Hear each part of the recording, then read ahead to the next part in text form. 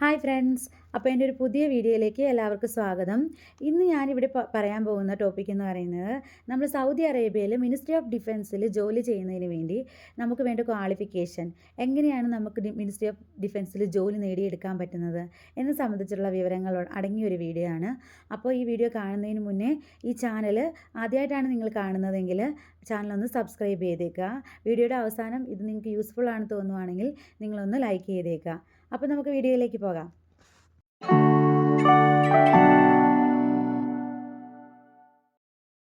Hello, അപ്പോൾ നമ്മൾ video തുടങ്ങുകയാണ്. അപ്പോൾ നമുക്ക് സൗദി അറേബ്യയിൽ നമുക്കുള്ളത് മിനിസ്ട്രിയുടെ അണ്ടറിലുള്ള ഹോസ്പിറ്റൽ എന്ന് പറഞ്ഞാൽ ഞാൻ നേരത്തെ എൻ്റെ വീഡിയോയിൽ പറഞ്ഞിട്ടുണ്ട്. Ministry of health, ministry of defence, ministry of university and ministry of education.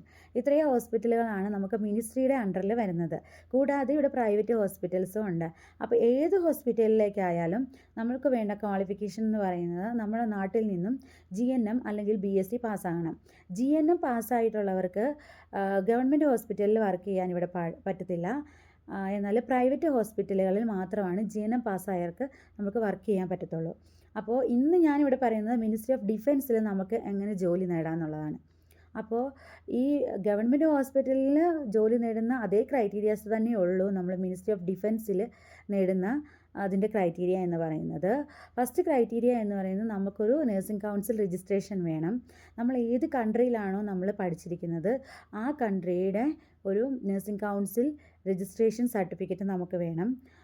First priority എന്ന് പറഞ്ഞാൽ നമ്മൾ BSc അല്ലെങ്കിൽ പോസ്റ്റ് BSc ആയിരിക്കണം നമ്മുടെ ക്വാളിഫിക്കേഷൻ എന്ന് പറയുന്നത്. എഡ്യൂക്കേഷൻ ക്വാളിഫിക്കേഷൻ വേണ്ടത് BSc or post BSc or MSc ആയിരിക്കണം. എന്നാൽ GNM ഉള്ളവർ അവർ പ്രൈവറ്റ് ഹോസ്പിറ്റലിൽ മാത്രമേ ഉള്ളൂ നമുക്ക് ജോലി കിട്ടത്തുള്ളൂ. ഇത് GNM അല്ലെങ്കിൽ BSc അല്ലെങ്കിൽ പോസ്റ്റ് BSc അല്ലെങ്കിൽ MSc പാസ്സായ ഒരാൾക്ക് നമുക്ക് നഴ്സിംഗ് കൗൺസിൽ രജിസ്ട്രേഷൻ ഫ്രം നമ്മുടെ കൺട്രിയിൽ വേണം. ഇന്ത്യൻ നഴ്സിംഗ് കൗൺസിൽ അംഗീകരിച്ചിട്ടുള്ള ഒരു നഴ്സിംഗ് കൗൺസിൽ രജിസ്ട്രേഷൻ അത് നമുക്ക് ഓരോ സ്റ്റേറ്റുകളിലും അതാത് നഴ്സിംഗ് കൗൺസിലിൻ്റെ രജിസ്ട്രേഷൻ നമ്മൾ ചെയ്യുന്നുണ്ട് പാസ്സായി കഴിയുമ്പോൾ. അതാണ് നമുക്ക് അവർ ക്വാളിഫിക്കേഷനായിട്ട് പറയുന്നത്.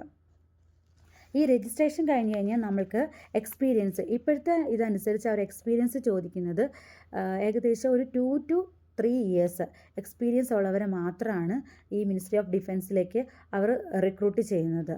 അതേപോലെ രജിസ്ട്രേഷൻ സർട്ടിഫിക്കറ്റ് ആവശ്യമുണ്ട്. BSc, post BSc or MSc ആയിരിക്കണം.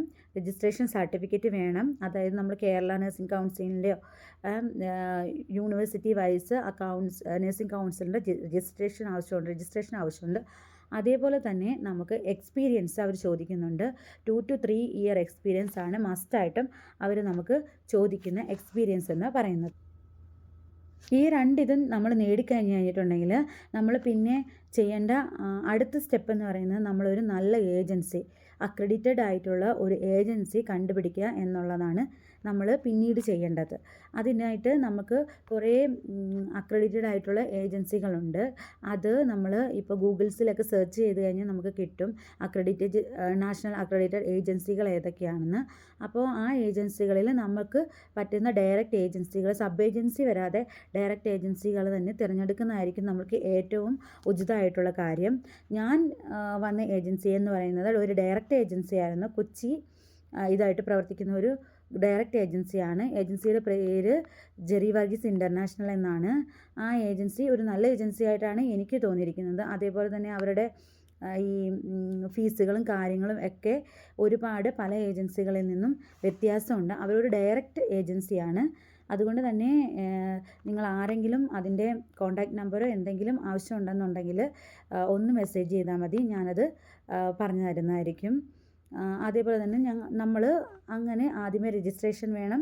BSc, post BSc or MSc വേണം. അത് കഴിഞ്ഞ് നമ്മൾ നഴ്സിംഗ് കൗൺസിൽ രജിസ്ട്രേഷൻ വേണം. 2 to 3 ഇയർ എക്സ്പീരിയൻസ് വേണം. അത് കഴിഞ്ഞിട്ട് നമ്മൾ കണ്ടുപിടിക്കേണ്ട ഒരു നല്ല ഏജൻസി കണ്ടുപിടിക്കണം. ഏജൻസി കണ്ടുപിടിച്ചതിന് ശേഷം അവർ നമ്മൾക്ക് ഇൻ്റർവ്യൂ ഒക്കെ റെഡിയാക്കി തരും. നമ്മൾ അവർക്ക് സർട്ടിഫിക്കറ്റുകളെല്ലാം അയച്ചു കൊടുക്കുന്നു. അവർ ഇൻ്റർവ്യൂ ഡേറ്റ് ആൻഡ് ടൈം എവിടെയാണെന്നുള്ളത് ഒക്കെ നമുക്ക് പറഞ്ഞു തരുന്നു. അങ്ങനെ നമ്മൾ പോയി ഇൻ്റർവ്യൂ അറ്റൻഡ് ചെയ്യുന്നു. ഇൻ്റർവ്യൂ അറ്റൻഡ് ചെയ്ത് കഴിയുമ്പോൾ നമുക്ക് കിട്ടുന്ന ഒരു ഇതാണ് ഓഫർ ലെറ്റർ എന്ന് പറയുന്നത്. നമ്മൾ സെലക്റ്റഡ് ആയി കഴിയുമ്പോൾ നമുക്ക് കിട്ടുന്നതാണ് ആ ഓഫർ ലെറ്റർ.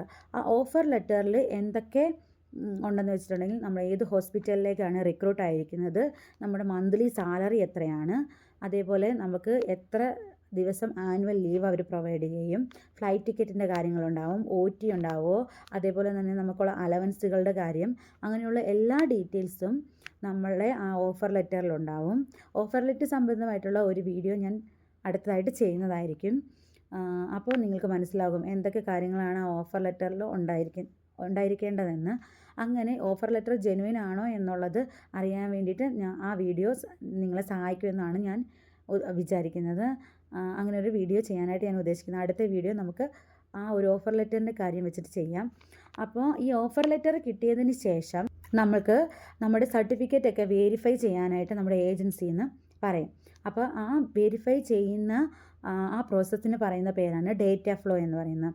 ആ ഡേറ്റ ഫ്ലോയ്ക്ക് ഒരു നിശ്ചിത തുക നമ്മൾ അടയ്ക്കേണ്ടി വരും. അത് നമ്മുടെ ഏജൻസി തന്നെ നമുക്ക് പറഞ്ഞു തരും. അതാണ് ഡേറ്റ ഫ്ലോ എന്ന് പറയുന്നത്. ഇത് 30 to 50 days ആണ് അതിൻ്റെ കാലാവധി എന്ന് പറയുന്നത്. ആ ഡേയ്സിനുള്ളിൽ നമുക്ക് ഡേറ്റ ഫ്ലോ ചെയ്ത് നമുക്ക് സർട്ടിഫിക്കറ്റ് അറ്റസ്റ്റ് ചെയ്ത് അവർ തരും.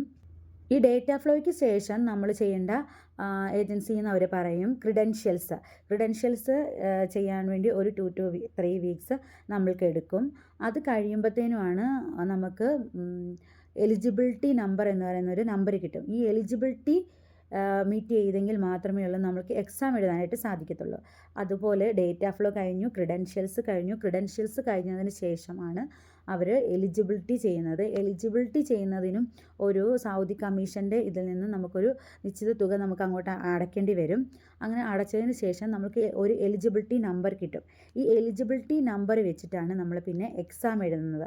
എക്സാം എഴുതുന്നതിന് നമ്മൾ കോച്ചിങ്ങിന് പോയിട്ട് എഴുതുന്നതായിരിക്കും എപ്പോഴും നല്ലത്. നാട്ടിൽ നിന്ന് തന്നെ നമ്മൾ എക്സാം എഴുതുന്നതായിരിക്കും എപ്പോഴും നല്ലത്. ചിലപ്പോൾ ഏജൻസിക്കാർ പറയും നിങ്ങൾക്ക് അവിടെ പോയിട്ട് നിങ്ങൾക്ക് എക്സാം എഴുതാം, അതിനുള്ള ഇതെല്ലാം ഫെസിലിറ്റീസ് എല്ലാം ഉണ്ടെന്ന് പറയും.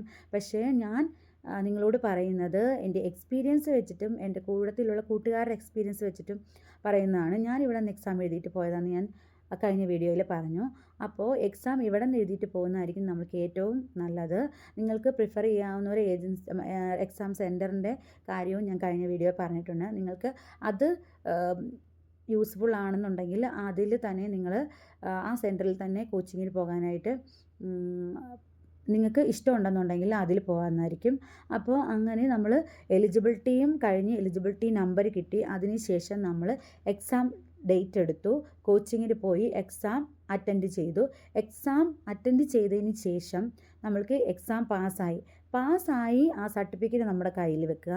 അതിനുശേഷം നമ്മുടെ വിസ പ്രോസസ്സിങ്ങും കാര്യങ്ങളും എല്ലാം കഴിഞ്ഞു. ടിക്കറ്റ് വന്നതിന് ശേഷം നമ്മൾ ഇവിടെ വന്നതിന് ശേഷമായിരിക്കും സൗദി കൗൺസിൽ രജിസ്ട്രേഷൻ. നമ്മുടെ കേരളത്തിൽ കേരള നഴ്സിംഗ് കൗൺസിൽ രജിസ്ട്രേഷൻ പോലെ ഇവിടെ സൗദി കൗൺസിൽ രജിസ്ട്രേഷൻ ചെയ്യുന്നതിന് ആവശ്യമായിട്ടുള്ള സർട്ടിഫിക്കറ്റാണ് ആ പ്രോമെട്രിക് സർട്ടിഫിക്കറ്റ് എന്ന് പറയുന്നത്.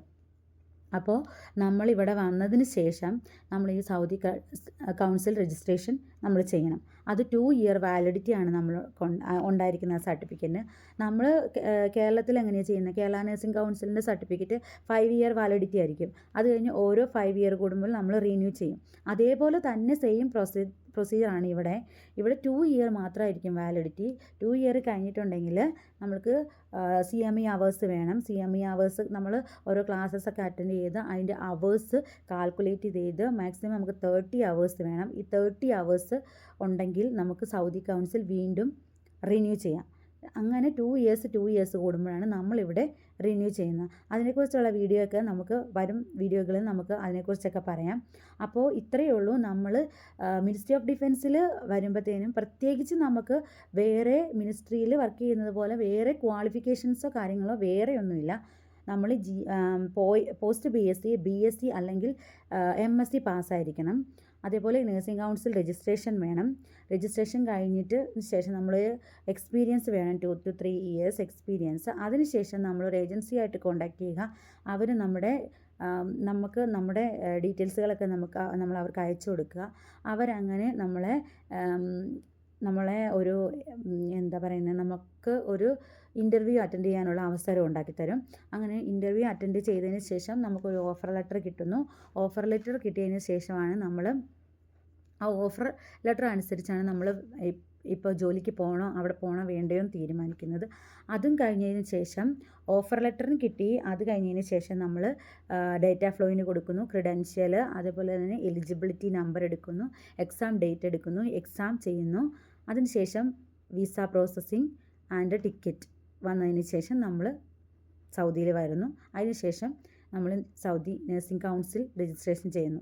ഇത്രയാണ് സൗദി മിനിസ്ട്രി ഓഫ് ഡിഫൻസിൽ നമുക്ക് വർക്ക് ചെയ്യാനുള്ള ക്രൈറ്റീരിയാസ് എന്ന് പറയുന്നത്. അപ്പോൾ ഇനി വരുന്ന മിനിസ്ട്രി ഓഫ് ഡിഫൻസിൻ്റെ ഇൻ്റർവ്യൂസൊക്കെ നമ്മുടെ നാട്ടിൽ വരുന്നുണ്ട്. അപ്പോഴേക്കും എല്ലാവരും അത് അറ്റൻഡ് ചെയ്യുക. അങ്ങനെ ഡിഫൻസിൽ നല്ലൊരു സാലറിയാണ് അവർ ഇത് ചെയ്തിരിക്കുന്നത്. അപ്പോൾ അങ്ങനെ നിങ്ങൾ വരാനായിട്ട് സാധിക്കട്ടെ എന്ന് ഞാൻ ആശംസിക്കുന്നു. അപ്പോൾ ഇത്രയേ ഉള്ളൂ ഇന്നത്തെ വീഡിയോ. അപ്പോൾ വീഡിയോ ഇത് യൂസ്ഫുൾ ആയിട്ടുണ്ടെന്നുണ്ടെങ്കിൽ എല്ലാവരും എൻ്റെ വീഡിയോ ഒന്ന് ലൈക്ക് ചെയ്യുക. അതേപോലെ തന്നെ ഈ ചാനൽ ആദ്യമായിട്ട് കാണുന്നെങ്കിൽ ഒന്ന് സബ്സ്ക്രൈബ് ചെയ്യുക. താങ്ക്